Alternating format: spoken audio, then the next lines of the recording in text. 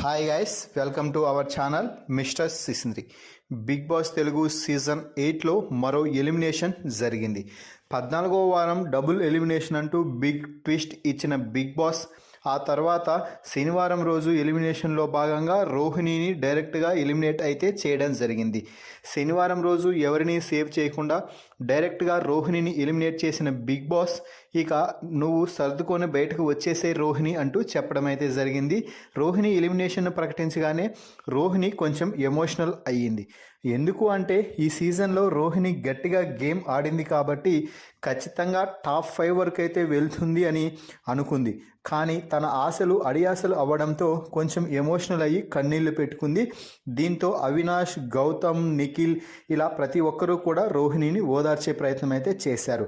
ఇక ఎలిమినేట్ అయిన వెంటనే అన్నీ సర్దుకొని మెయిన్ గేట్ నుంచి బయటకు రావాలి అంటూ నాగార్జున చెప్పడంతో అలా వెళ్ళే కంటే కొంచెం సేపు ముందు నిఖిల్తో కాసేపు పర్సనల్గా అయితే మాట్లాడింది. ముఖ్యంగా నిఖిల్తో మాట్లాడుతూ, నిఖిల్, నీ ఆట చాలా అద్భుతంగా ఉంది. నేను బయట నీ ఆటని 5 వారాల పాటు చూశాను కదా. ప్రతి టాస్క్లో నువ్వు మంచిగా పర్ఫార్మెన్స్ అయితే ఇస్తూ నీకు తగినంతగా నీకు చేతనైనంత టాస్కులు అయితే ఎఫర్ట్స్ అయితే పెడుతున్నావు. అందుకే నువ్వు అన్ని టాస్కుల్లో విజయం సాధించావు. ఈ సీజన్లోనే అత్యధిక టాస్కులు విజయం సాధించిన కంటెస్టెంట్స్ ఎవరైనా ఉన్నారు అంటే అది నువ్వే. అది నీకు కూడా తెలుసు. అయితే నువ్వు అప్పుడప్పుడు చేసే చిన్న చిన్న పొరపాట్ల కారణంగా కార్నర్ అయిపోతున్నావు.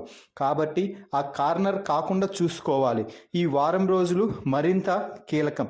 ఎందుకు అంటే టైటిల్ విన్నర్ కావాలి అంటే అంత ఈజీ కాదు.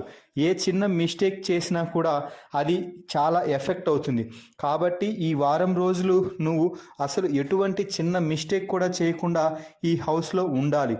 అప్పుడు మాత్రమే నువ్వు ఏ లక్ష్యం అయితే పెట్టుకొని బిగ్ బాస్ హౌస్లోకి వచ్చావో ఆ లక్ష్యం నిన్ను చేరుతుంది అంటూ నిఖిల్కి చాలా విలువైన సలహాలు, సూచనలు అయితే ఇచ్చింది. అలాగే ముఖ్యంగా గౌతమ్, నబీల్ అలాగే ప్రేరణని ఏమాత్రం తక్కువ అంచనా వేయొద్దు. ముఖ్యంగా ప్రేరణతో నువ్వు మాట్లాడే మాటలు చాలా విధిగా ఉంటాయి. ఆమె నీ మాటలు కూడా వక్రీకరిస్తుంది. అది నీకు తెలియదు. ఎలా మాట్లాడుతుంది, ఏం చేస్తుంది అన్నది నువ్వు బయటకు వచ్చాక నీకే తెలుస్తుంది. అలాగే గౌతమ్తో కూడా ఎక్కువగా గొడవలు పెట్టుకోవద్దు అంటూ నిఖిల్కి డైరెక్ట్గానే చెప్పింది. అయితే ఇక్కడ మరో ముఖ్యమైన విషయం ఏమిటి అంటే నబీల్ని ఇంతవరకు ఎలా అయితే మేనేజ్ చేస్తూ వచ్చావో అలాగే ఉండు. ఏమాత్రం తేడా కొట్టినా కూడా నబీల్ కూడా రైజ్ అయ్యే అవకాశం ఎక్కువగా ఉంది అంటూ రోహిణి నిఖిల్తో అయితే చెప్పడం జరిగింది.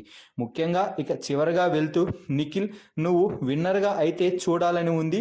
అలాగే ఈ ఇంట్లో ఉన్న వారిలో ఎవరు విన్నర్ అయినా, అవినాష్ విన్నర్ అయినా నాకు చాలా హ్యాపీగా ఉంటుంది అంటూ చెప్పడంతో అవినాష్ విన్నర్ అయితే ఎక్కువగా హ్యాపీగా ఉండేది నువ్వేలే రోహిణి అంటూ నిఖిల్ కూడా కౌంటర్ అయితే వేశాడు.